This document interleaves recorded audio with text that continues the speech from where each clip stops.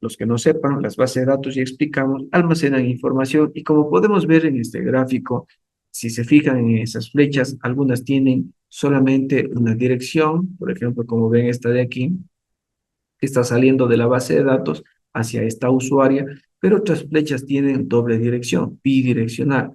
¿Qué quiere decir esto? Quiere decir de que este usuario, por ejemplo, puede guardar información en la base de datos, pero él también puede sacar información de esta base de datos. Por ejemplo, la usuaria anterior solamente podía sacar. A esto se le denomina privilegios, que alguien tenga ciertas funciones dentro de una base de datos. Por ejemplo, ella solamente puede sacar información, solamente puede ver información, no podría guardar según el gráfico, ¿no? Y estos dos usuarios sí que podrían guardar y también sacar, descargar o revisar información. También tenemos los usuarios por lotes. Estas bases de datos de este gráfico, como vemos, esta especie de cilindro es como normalmente se las representa, pero en el interior existen varios elementos que ya vamos a ver. Esta base de datos, por ejemplo, como vamos a empezar a ver las bases de datos relacionales, está compuesta por varias tablas, ¿sí? Tablas que tienen una especie de conexión entre ellas. ¿De dónde se crean estas tablas? Bueno, de todos los procesos que ya vamos a revisar, pero que inicialmente se tiene que hacer de un levantamiento de información, ¿cierto? De un análisis de requerimientos que se hace. Las bases de datos van a ser parte de un sistema, dijimos al inicio, un sistema que puede ser un sistema comercial, un sistema de facturación, un sistema para una farmacia, lo que utilizan los farmacéuticos para facturar. Eso es un sistema. ¿Ya? Y esa información que utilizan, por ejemplo, los farmacéuticos debe estar guardada en algún lugar. Puede que esté guardada en el mismo computador o puede que esté guardado en la nube, es decir, en algún servidor mediante conexión a Internet. Entonces, para que se guarde ahí la información y esté ahí para el acceso en cualquier momento, es necesario contar con bases de datos. Esta base de datos, por ejemplo, de color amarillo, en dentro tiene varias tablas. ¿Qué son las tablas? Yo les podría decir que son una especie de cajones, ¿cierto? Cajones diferenciados que tienen conexión entre ellos. Por ejemplo, en este caso que estamos hablando del farmacéutico, él tendría varios cajones, por ejemplo, un cajón que se llame clientes, en el cual está toda la información de sus clientes, otro cajón que se llame proveedores, donde que esté la información de todos los proveedores, otro cajón que se llame, por ejemplo, medicinas, ¿no es cierto?, donde que está la información de las medicinas. Y así, ¿cuántos cajones va a tener mi base de datos? Depende, ¿no es cierto? Depende de los requerimientos en este caso, de la farmacia. Si la farmacia dice, mire, necesitamos que nos construyan un sistema para la facturación, bien, vamos y hacemos una investigación. Hay varias técnicas para realizar una investigación, es decir, el levantamiento de información. Yo me debería acercar como profesional a la farmacia, a ver cómo trabajan, qué información necesitan, esto mediante la observación. Podría hacer encuestas, hacerles preguntas a los trabajadores de ahí, podría hacer entrevistas también y otras técnicas para saber y yo también ir conociendo el modelo del negocio para saber qué información nomás de ellos están utilizando y de ahí qué datos, ¿cierto? ¿Qué datos son los que yo necesito? En base a eso, yo voy creando esta especie de cajones de todos los datos que voy a necesitar para construir estas tablas. Ya, estas tablas están metidas dentro de la base de datos, como dije, unidas entre todas las que sean necesarias y esa es la base de datos completa. ¿Cómo construimos una base de datos? Ya vamos a verla con el modelado. Bien, vamos a ver algo de conceptos que es muy importante. Y vamos a empezar con este. ¿Qué es una base de datos? Una base de datos es un conjunto de datos relacionados entre sí. Ya sabemos que son datos que están almacenados en conjuntos sin redundancias innecesarias e independientes de los programas que los usan. Sí, es decir, la información está ahí sin importar qué programa va a acceder a ellos. Ya, ahí está guardada, como les decía, en el computador propio o en otros dispositivos de almacenamiento. Aquí hay un término importante, sin redundancias. Eso lo veremos luego, pero ¿a qué hace referencia la redundancia? Para ir entendiendo esto, podríamos decir rápidamente que es a la repetición de datos. Entonces, una base de datos no debe tener repetición en su totalidad. De hecho, que va a tener que repetirse ciertos datitos, sí, pero lo que necesitamos es que los datos de mayor peso no se repitan. Ya vamos a ver eso luego. Son persistentes en el tiempo. Usan un lenguaje para incluir, modificar o extraer los datos. Deben estar ahí, ¿no es cierto? Cuando yo apago mi computador y vuelvo a encender, si es que la base de datos está alojada ahí, deberían seguir los datos ahí. Necesitamos utilizar un lenguaje.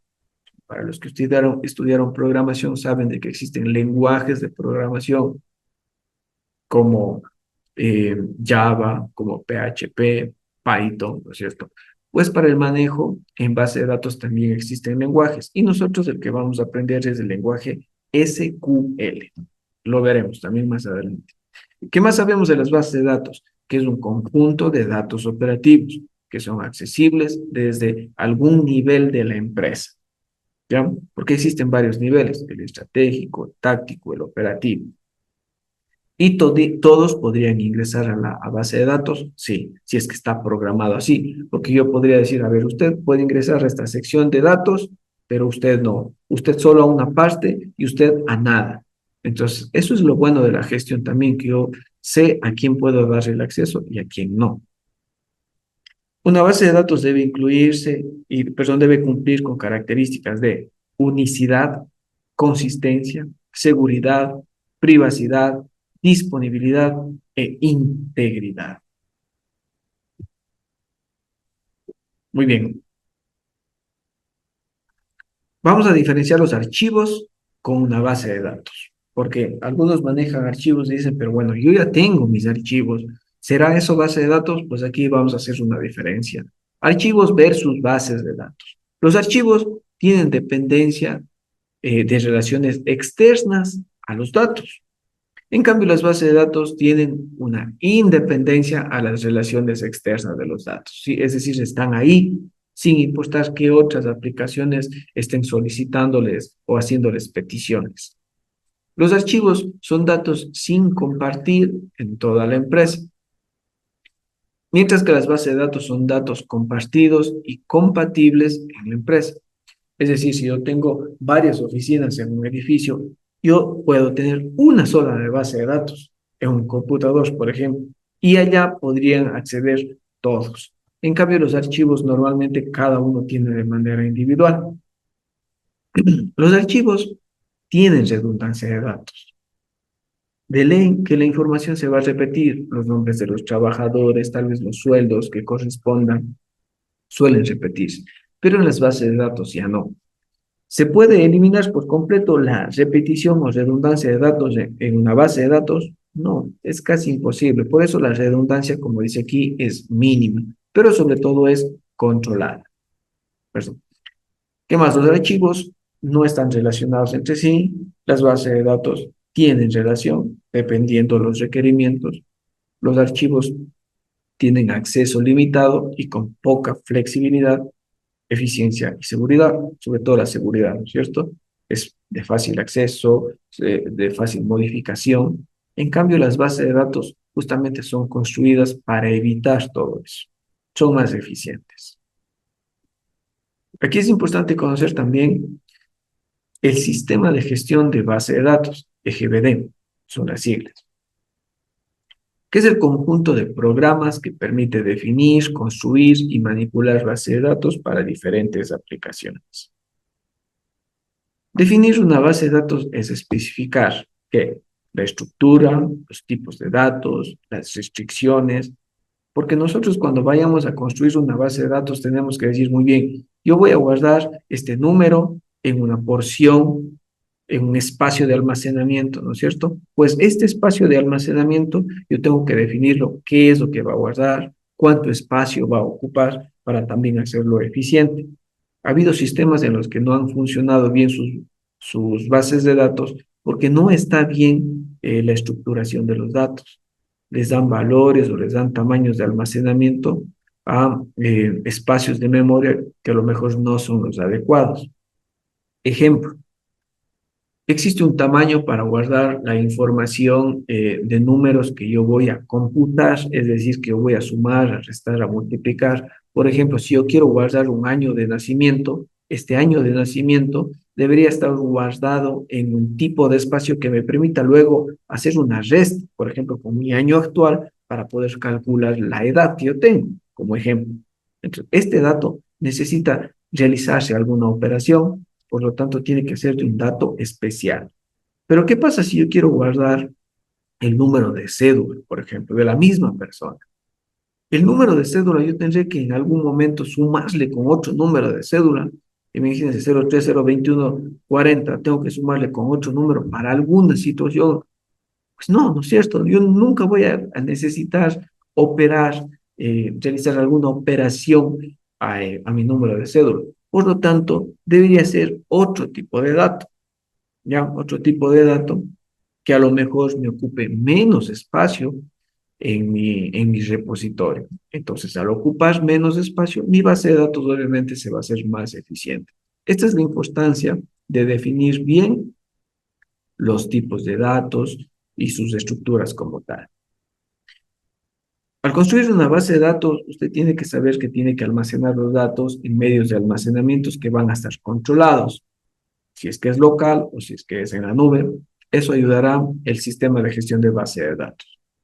Manipular la base de datos realizando consultas, es decir, que yo pueda introducir, modificar, eliminar datos para reflejar cambios. El famoso CRUD, que se llama, ¿cierto? Son las iniciales de create, de read, de update y de delete, que ya veremos todo eso más adelante.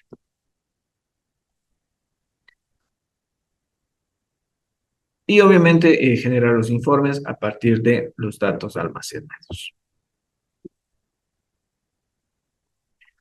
Aquí hay algunos ejemplos de los sistemas gestores de base de datos que les decía, son algunos softwares que me permiten gestionar las bases de datos. Todo lo que acabamos de decir, que podamos crearlas, que las podamos modificar, que las podamos actualizar o eliminar. Ya existen softwares que hacen esto, programas avanzados o motores, como por ejemplo MySQL, Postgres, ¿no es cierto? Mongo, son algunos de los ejemplos, existen muchísimos más. Aquí estaban algunos datos. Sigamos hablando del sistema de gestión de base de datos o el sistema de base de datos. Este sistema tiene por objetivo proporcionar un entorno práctico y eficiente para almacenar y recuperar la información de las bases de datos. No es necesario un sistema gestor de base de datos de propósito general para implementar una base de datos. Se puede construir un conjunto de programas propios para crear y mantener base de datos. Es decir, estas softwares que les mostré hace un momento, no es que sean obligatorios que usted los utilice. Usted mismo podría crear su propio sistema gestor de base de datos. Los lenguajes. El lenguaje de dominio específico es igual al lenguaje de definición de datos más el lenguaje de manipulación de datos. ¿Sí? ¿Qué es el lenguaje de definición de datos o DDL? Es aquel que define o declara los objetos y restricciones de la base de datos, ya sea estático o ya sea inválido. ¿Qué es el lenguaje de manipulación de datos o DML? Es el que manipula justamente o procesa los datos de una base de datos dinámico con sus operaciones. Esta suma, pues, como les decía, da como resultado el lenguaje de dominio específico o declarativo, que es el que representa un nexo entre el sistema de base de datos y algún lenguaje anfitrión, por ejemplo, SQL, que es el que vamos a ver. Además, provee de herramientas a los lenguajes tradicionales para que se integren al sistema de base de datos. Pueden haber distintos DSLs para un mismo sistema. Aquí tenemos algunas características de cada uno de estos lenguajes, del DDL y del DML, con lenguaje SQL, que es lo que aprenderemos en las siguientes unidades. Niveles de abstracción. Es importante conocer los niveles de abstracción, los cuales son tres. El nivel de vista, que describe una parte de la base de datos y puede esconder información por seguridad. El nivel lógico, datos que se almacenan en la base de datos y que están relacionados entre sí. Y el nivel físico, cómo están almacenados los datos. Entonces, si podemos ver este gráfico, aquí podemos apreciar cómo están distribuidos estos niveles. El nivel de vista que está cerca del usuario final es el que veía el resultado final de la base de datos y algunas cosas no las podrá ver por seguridad. El nivel lógico, en donde que están las relaciones de las tablas y todos los datos como tal. Eso ya no lo puede ver un usuario final, ya lo tiene que ver alguien con más experticia, ¿cierto? Y el nivel físico, en donde están guardados los datos, normalmente un administrador. Pero ojo, ¿no es cierto? Ni siquiera un administrador podría conocer a plenitud todo lo que contiene las bases de datos. Y aquí hago un paréntesis. ¿Qué pasa si es que yo tengo almacenado las contraseñas, por ejemplo, de acceso a mi sistema? Lo lógico sería de que el administrador de la base de datos ni siquiera él lo pueda ver, porque ya se implementan diferentes niveles y técnicas de seguridad en donde se esconde a las contraseñas, por ejemplo, se les encripta, que es el término correcto, para que nadie las pueda ver. Y ahí ya se hacen procesos de recuperación de clave, es decir, eliminar la anterior, crear una nueva o procesos de recuperación. Pero ni siquiera el administrador debería conocer esos datos. Eso es parte de la gestión como tal, y ahí están los niveles de seguridad también importantes. Por eso es necesario crearse un sistema gestor de base de datos o utilizar un sistema de gestor de base de datos.